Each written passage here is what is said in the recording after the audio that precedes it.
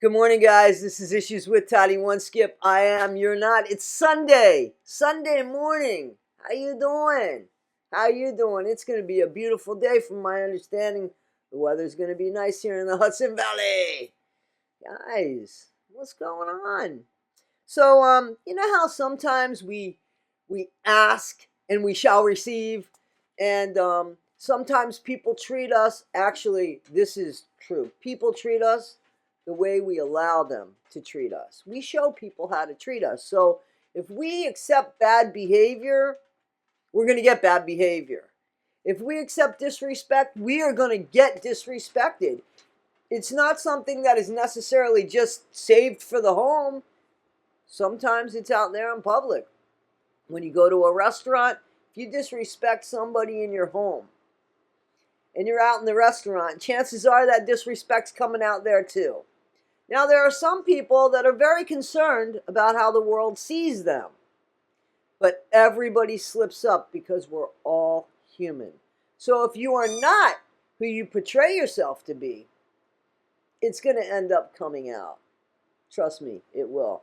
And Ryan Anderson, who has pretended he has had some chutzpah, B-A-L-L-S, and that he sticks up and stands up to Gypsy. He, listen, we've seen him be a doormat. We've said to him, Ryan, please stand up to her. Don't let that woman take your dignity. I mean, if she really loves you, she's going to respect that.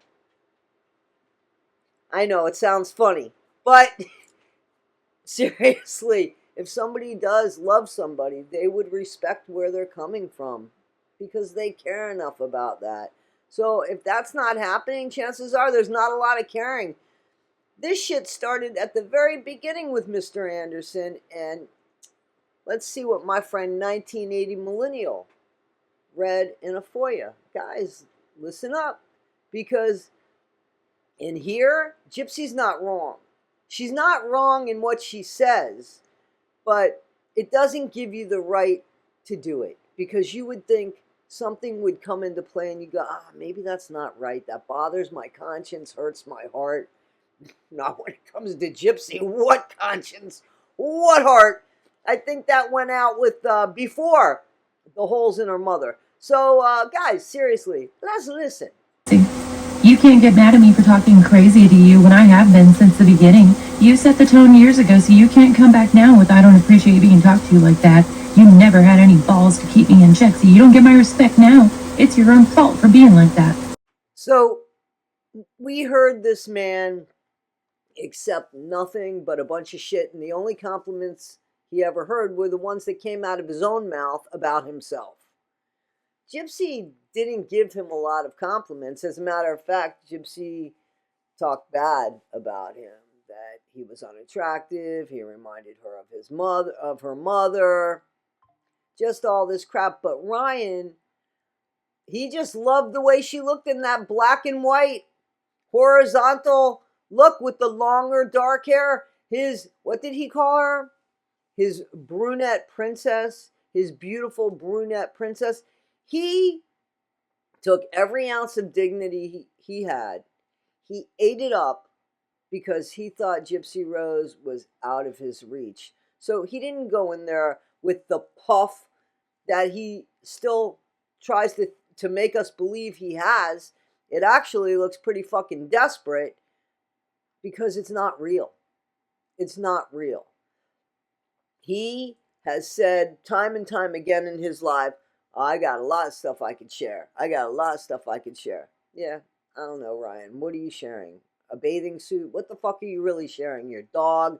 I don't know. Because you're not sharing anything. You use that as clickbait. You use it as clickbait. And maybe even as a little threat to Gypsy. Like, I got this on you. I'm going to go there. But you know, Ryan, once you go there, you can't go back. And it's more important that you go back than you save your reputation. That's so much more important to you that you have an open door for Gypsy to fly into like any gnat, like any flying insect. And you know, there are flying cockroaches. They're called palmetto bugs. So, Ryan, I mean, you can say what you want, but this is what you were willing to deal with. You ate it up. When she was telling you about Ken and could she, I don't know, write to Ken, what would he think if 2 weeks before the marriage, and he goes ahead with the marriage. A man of intelligence, I'm sorry, Ryan, but a man of intelligence would have known that that piece of paper wasn't going to do anything.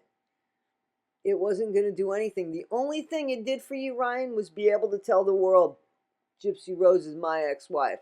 Gypsy Rose is my ex-wife. Pixie is her dog.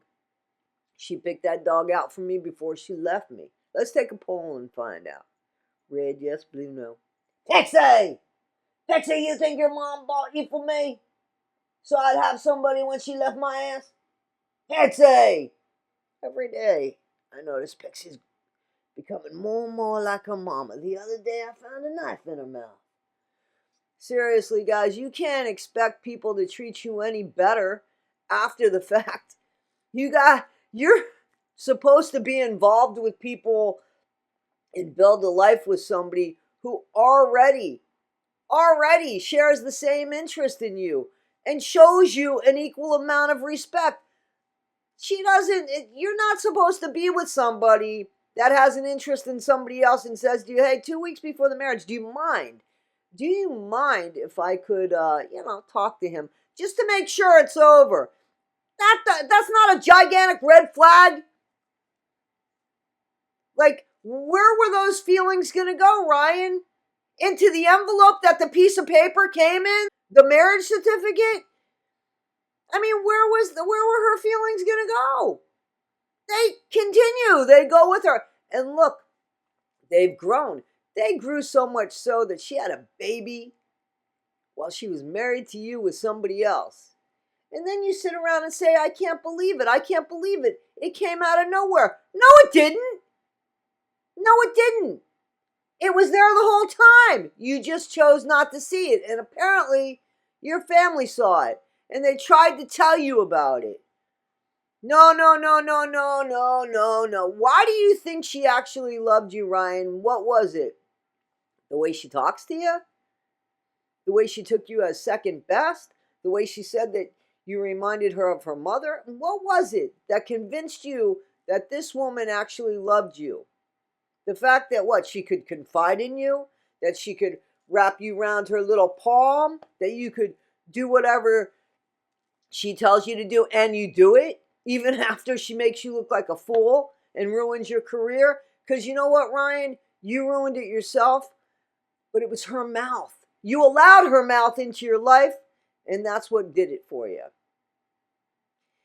And no matter anything, she sticks by Ken, not because that's the baby's daddy.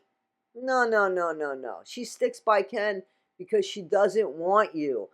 And you need to understand that even from the very beginning. But what you ask for, you get. And you clearly said, I don't give a shit how you treat me, Gypsy. As long as I'm connected to you, you can use me as a doormat. And that's exactly what you did. Exactly what you did. And now you're out here